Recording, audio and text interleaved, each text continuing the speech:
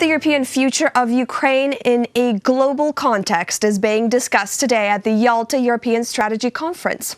The event is taking place in Kyiv. Politicians, diplomats, business people, representatives of civil society and experts from around the world have gathered to share their ideas and visions and to advance Ukraine's relations with international partners. UATV correspondent Yulia Krychkova is there now. Hi, Yulia. What can you tell us about who's delivered speeches so far? Hi, Tamara. For the first time in the history of the conference, the first session was led not by a head of state, but by a regular Ukrainian citizen, Oleg Sentsov. He spoke about a tea jar decorated with the Ukrainian flag, which he kept for 5 years while jailed in Russian prisons. And he said that he would be happy to fill this jar with the jail tags of all the Ukrainian prisoners of the Kremlin who are still being held in Russia. President Volodymyr Zelensky promised him to do everything possible to return them home. Later, the president said that in his speech that Ukrainians have unprecedented confidence in their government and it will do everything to justify this truth. Later, Zelensky was asked about the possibility of a UN peacekeeping mission being sent to the Donbass. President Zelensky replied that he remains cautious when discussing the issue, but went on to stress that he supports the idea of peacekeepers being deployed along the border between Ukraine and Russia. Let's listen. I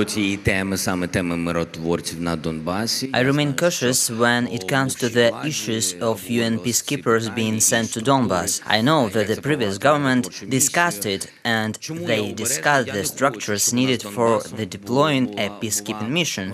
Why am I cautious? I don't want that the situation in the Donbass to turn into the Abkhazia scenario or Transnistria. This is when peacekeepers are deployed to the contact line and they are not able to move. I'm careful when discussing it. I haven't raised the issue of peacekeepers so far.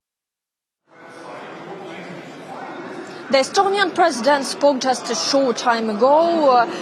She went on to stress that Crimea is still occupied by Russia and called on the Ukrainian government to employ strategic patience. She said that the Baltic states were occupied for 50 years, but later went on to experience dramatic changes in their economies and societies because of reforms. Let's listen what she said. Liberal democratic values, media freedom, personal freedoms, even global living standards, emerging markets, everything statisticians measured was ticking up.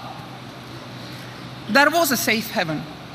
Maybe a bit stagnant, missing the opportunities of new technologies because the sectors where these technologies emerged, telecom, medicine, they all had long and protected investment cycles. But in general, it was possible to claim that the reform experiments of emerging markets, including the Baltic states, painful as they were for the society, generated a rapid societal change.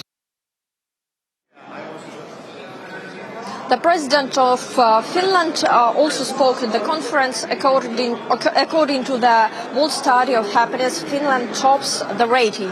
At this year's YES conference, experts and politicals will focus on the results of this study as well as other geopolitical issues. The YES conference will end on September 14th.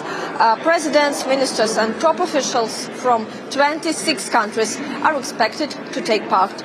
Back to you, Tamara. Thanks for that update, Yulia.